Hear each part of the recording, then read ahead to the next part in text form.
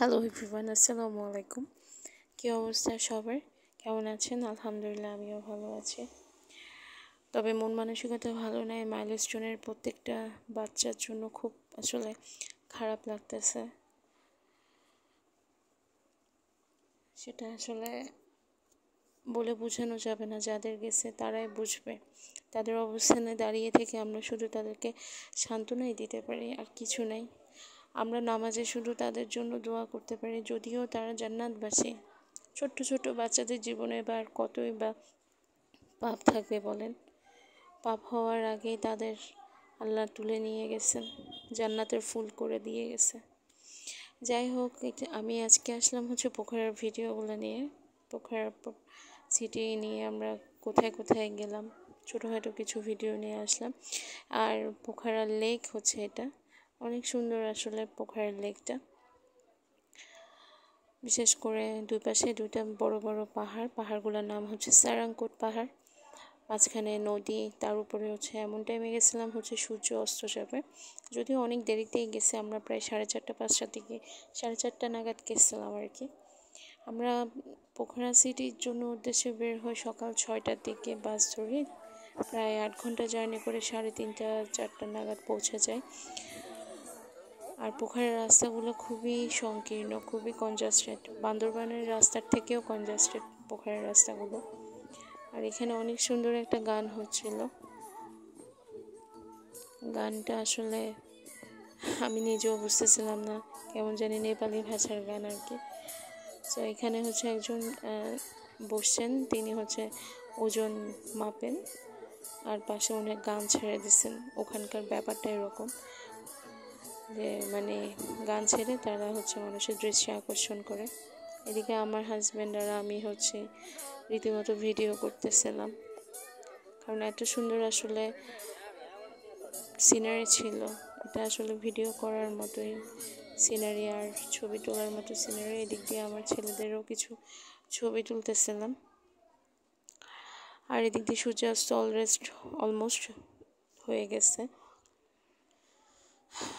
আর কি।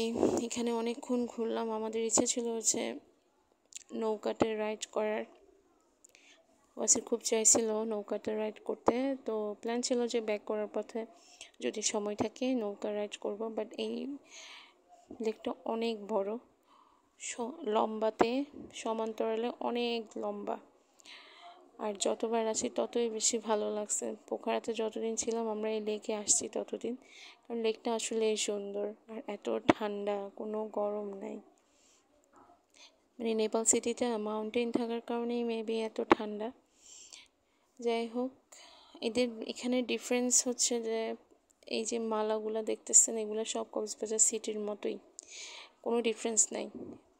বাংলাদেশের মতোই সব কিছু, শুধু একটু ডিফারেন্স, সেটা মাউন্টেন আর অন্নপূর্ণা মাউন্টেন, বরফের মাউন্টেনগুলো আছে আর কি।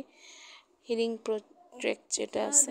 এদিকে আমার ছেলেরা গানতেছিল বেলুনের জন্য, আর এদিকে এত সুন্দর মিউজিক হচ্ছিল, লাইভ কনসার্ট, বাট একটাও মানুষ ছিল না। আপনারা শুধু দেখেন যে ওরা রেস্টুরেন্টের পেছনে কতটা ইনভেস্ট করে। এখানে এখন দেখতেছেন একটা মানুষও নেই, কিন্তু সন্ধ্যা হইতে হইতে ইয়ং ছেলে মেয়ে সবাই জোড়া জোড়া এসে এখানে মদ খায়, তারপর পোর্ক খায়, পোর্ক ফ্রাই সাথে মদ থাকে, আবার বিভিন্ন ধরনের ফ্রাই থাকে, চানাচুর। আমরা যখন দেখলাম আর কি, প্রত্যেকটা রেস্টুরেন্টে এরও অবস্থা ছিল। ওগুলো আসলে ভিডিও করার মতো অবস্থায় ছিল না। সন্ধ্যা হইতে হইতে খুবই বাজে অবস্থা হয় লেকগুলোতে। এখন যখন আমরা গেছিলাম 4:30-5টা নাগাদ, তখন আসলে পুরো রেস্টুরেন্টগুলাই খালি। বাট রেস্টুরেন্টের পেছনে ওরা এতটা ইনভেস্ট করে, আপনারা দেখলেই বুঝতে পারবেন কি সুন্দর রেস্টুরেন্টগুলো।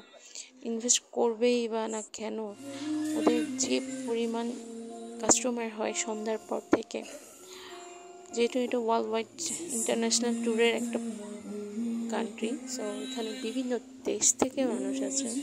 আর কি বলবো, ফরেনরা তো আরও বেশি আসে এখানে। আমি ভিডিও নিচ্ছিলাম, অ্যাস্থেটিক ভিডিও নেওয়ার ট্রাই করছিলাম, বাট শেষের দিকে একদম হয়নি। যাই হোক, এই নাগরদোলাটা বাংলাদেশি ভাইদের ছিল, এদিক দিয়ে ভাইয়াটা কনসার্ট একটা গান করতেছিল, আর এদিকে আমার ছেলে বলতেছিল আমি চকলেট খাবো। আপনারা কমেন্টে জানাবেন আমার বাচ্চা দুটাকে কেমন লাগছে, এবং মাশাআল্লাহ বলতে ভুলবেন না। আর আমার হাজব্যান্ড কন্টিনিউয়াসলি এখানে ভিডিও করে যাচ্ছিল। আসলে ভিডিও করার মতো প্লেস ছিল, অনেক সুন্দর ছিল, নাইলে ও আমাকে কখনোই এত ভিডিও করতে দেয় না। যেখানে সেখানে যদি আমি ভিডিও করি আমাকে বকা দেয় যে এখন ভিডিও করার দরকার নেই। আর যখন ধরেন কোনো বাজে একটা মুহূর্তে তখন একদমই ভিডিও করতে দিবে না। লাইক মাইলস্টোনে যেভাবে সবাই ভিডিও করছে মানুষকে হেল্প না করে, ওই মুহূর্তগুলো থেকে মানুষ কিভাবে ভিডিও করছে আমি জানি না। যাই হোক, এটা হচ্ছে ডিজনিল্যান্ড ছিল, আর এখানে বাচ্চারা স্কেটিং করতেছিল। স্কেটিং ওদের এটা যারা এভাবে করতেছিল ওরা সম্পূর্ণই হচ্ছে এগুলো স্কিল থাকে, ট্রেনিং নিতে হয়। সো এই হচ্ছে আজকে আমাদের পোখারার প্রথম দিনের ভিডিও। সূর্য অলমোস্ট সানসেট শেষ। আপনাদের যদি ভালো লাগে প্লিজ কমেন্ট করবেন, লাইক দিবেন এবং সাথেই থাকুন। পোখারার আরও অনেক ভিডিও আছে, আমি দিব ইনশাল্লাহ পার্ট বাই পার্ট। সবগুলো তো একসাথে দেওয়া সম্ভব না। So thanks for watching.